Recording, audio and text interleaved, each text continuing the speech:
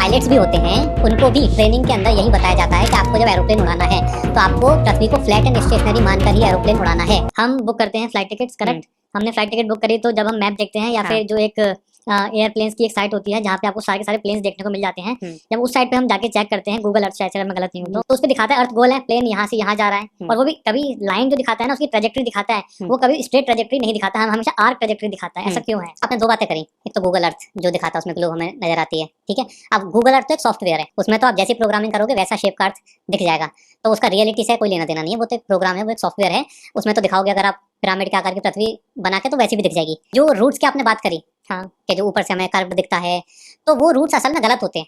और हमें कैसे पता लगा? पॉइंट ए से पॉइंट बी पर हमें जाना है फ्लाइट से, और बीच में कोई इमरजेंसी आ गई तो हमें बीच में कहीं रोकना पड़ गया, ठीक है, और बीच में इमरजेंसी लैंडिंग्स करी है, ठीक है। तो जहाँ पर हमने लैंड किया गया प्लेन को, अब उन 3 पॉइंट को, अब 3 पॉइंट हो गए। ए पॉइंट जहाँ से हम प्लेन में चढ़े हैं, ठीक है, जहाँ से प्लेन उड़ाए।